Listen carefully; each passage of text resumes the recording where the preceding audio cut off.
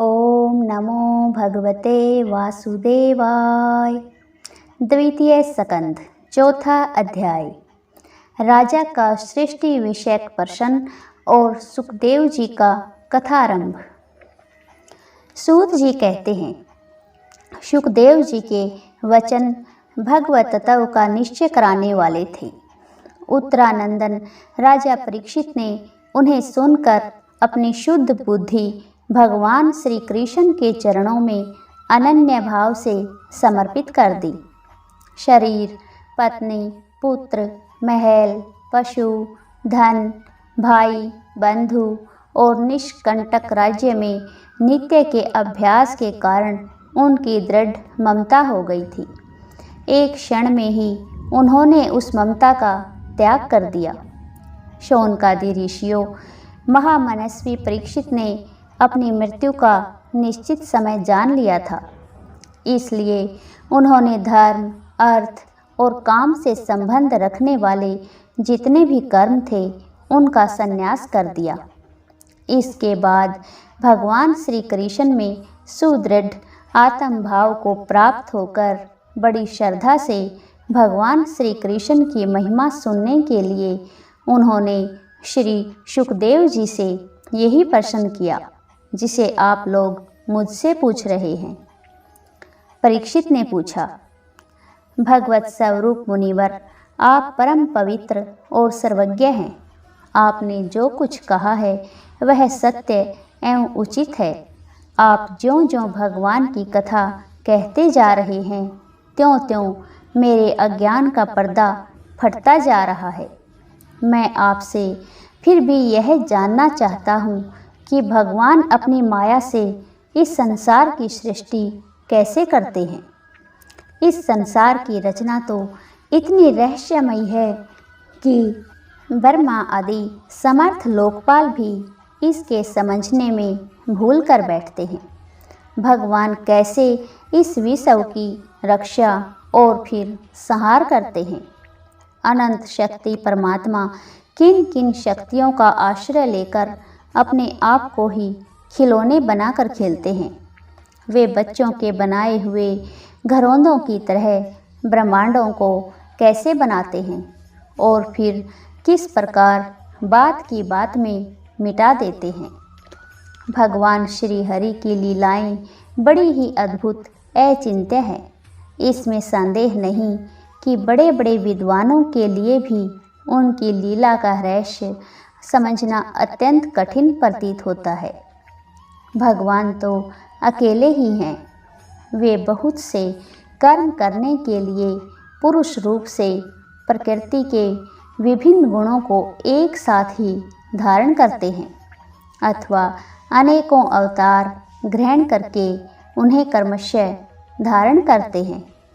मुनिवर, आप वेद और ब्रह्म तत्व दोनों के पूर्ण मर्मज्ञ हैं। इसलिए मेरे इस संदेह का निवारण कीजिए।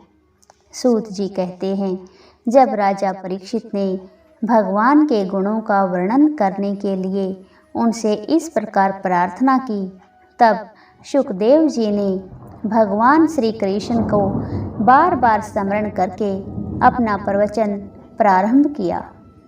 श्री सुखदेव जी ने कहा, उन पुरुषोत्तम भगवान के चरण कमलों में मेरे कोटि कोटि प्रणाम हैं, जो संसार की उत्पत्ति, स्थिति और प्रलय की लीला करने के लिए सत्व, रज और तमो गुण रूप तीन शक्तियों को स्वीकार कर ब्रह्मा, विष्णु और शंकर का रूप धारण करते हैं, जो समस्त चर अचर प्राणियों के हृदय में अंतर्यामी रूप से विराजमान है, जिनका स्वरूप और उसकी उपलब्धि का मार्ग बुद्धि के विषय नहीं है, जो स्वयं अनंत है तथा जिनकी महिमा भी अनंत है। हम पुनः बार बार उनके चरणों में नमस्कार करते हैं, जो सत्पुरुषों का दुख मिटाकर उन्हें अपने प्रेम का दान करते हैं, दुष्टों की सांसारिक बढ़ती रोककर उन्हें मुक्ति देते हैं तथा जो लोग परमहंस आश्रम में स्थित हैं उन्हें उनकी भी अभीष्ट वस्तु का दान करते हैं, क्योंकि चर अचर समस्त प्राणी उन्हीं की मूर्ति हैं। इसलिए किसी से भी उनका पक्षपात नहीं है। जो बड़े ही भक्त वत्सल हैं और हठपूर्वक भक्तिहीन साधन करने वाले लोग, जिनकी छाया भी नहीं छू सकते, जिनके समान भी किसी का ऐश्वर्य नहीं है, फिर उससे अधिक तो हो ही कैसे सकता है।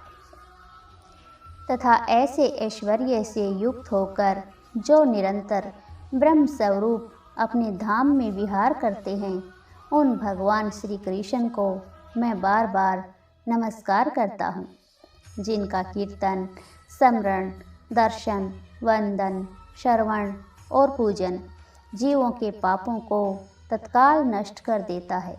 उन पुण्य कीर्ति भगवान श्री कृष्ण को बार बार नमस्कार है।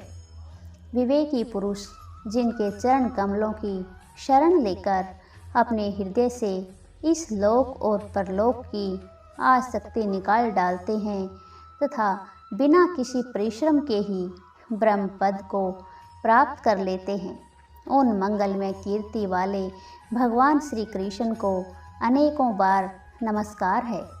बड़े बड़े तपस्वी, दानी, यशस्वी, मनस्वी, सदाचारी और मंत्रवेत्ता जब तक अपनी साधनाओं को तथा अपने आप को उनके चरणों में समर्पित नहीं कर देते, तब तक उन्हें कल्याण की प्राप्ति नहीं होती। जिनके प्रति आत्मसमर्पण ही एक ऐसी महिमा है, उन कल्याणमयी कीर्ति वाले भगवान को बार बार नमस्कार है। किरात, हूण, आंध्र, पुलिंद, आभीर, कंक, यवन और खस आदि नीच जातियाँ तथा दूसरे पापी, जिनके शरणागत भक्तों की शरण ग्रहण करने से ही पवित्र हो जाते हैं, उन सर्वशक्तिमान भगवान को बार बार नमस्कार है। वे ही भगवान ज्ञानियों के आत्मा हैं, भक्तों के स्वामी हैं, कर्मकांडियों के लिए वेद मूर्ति हैं, धार्मिकों के लिए धर्म मूर्ति हैं और तपस्वियों के लिए तपस्वरूप हैं। ब्रह्मा, शंकर आदि बड़े बड़े देवता भी अपने शुद्ध हृदय से उनके स्वरूप का चिंतन करते और आश्चर्यचकित होकर देखते रहते हैं। वे मुझ पर अपने अनुग्रह की प्रसाद की वर्षा करें। जो समस्त संपत्तियों की स्वामिनी लक्ष्मी देवी के पति हैं, समस्त यज्ञों के भोक्ता एवं फलदाता हैं, प्रजा के रक्षक हैं, सबके अंतर्यामी और समस्त लोकों के पालन करता है तथा पृथ्वी देवी के स्वामी हैं, जिन्होंने यदुवंश में प्रकट होकर अंधक, वृषणी एवं यदुवंश के लोगों की रक्षा की है तथा जो उन लोगों के एकमात्र आश्रय रहे हैं। वे भक्त वत्सल संत जनों के सर्वस्व श्री कृष्ण मुझ पर प्रसन्न हो।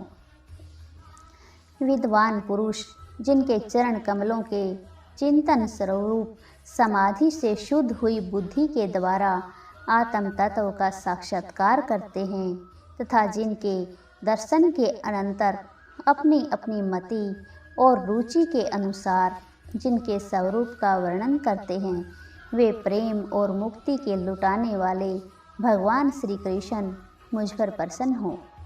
जिन्होंने सृष्टि के समय ब्रह्मा के हृदय में पूर्व कल्प की स्मृति जागृत करने के लिए ज्ञान की अधिष्ठात्री देवी को प्रेरित किया और वे अपने अंगों के सहित वेद के रूप में उनके मुख से प्रकट हुई। वे ज्ञान के मूल कारण भगवान मुझ पर कृपा करें, मेरे हृदय में प्रकट हों। भगवान ही पंच महाभूतों से इन शरीर का निर्माण करके इनमें जीव रूप से शयन करते हैं और 5 ज्ञानेंद्रिय, 5 कर्मेंद्रिय, 5 प्राण और 1 मन, इन 16 कलाओं से युक्त होकर इनके द्वारा 16 विषयों का भोग करते हैं। वे सर्वभूतमय भगवान मेरी वाणी को अपने गुणों से अलंकृत कर दे। संत पुरुष जिनके मुख कमल से मकरंद के समान झरती हुई ज्ञानमयी सुधा का पान करते रहते हैं, उन वासुदेवावतार सर्वज्ञ भगवान व्यास के चरणों में मेरा बार बार नमस्कार है। परीक्षित, वेद गर्भ स्वयंभू ब्रह्मा ने नारद के प्रश्न करने पर यही बात कही थी, जिसका स्वयं भगवान नारायण ने उन्हें उपदेश किया था, और वही मैं तुमसे कह रहा हूँ। हरिओम तत्सत।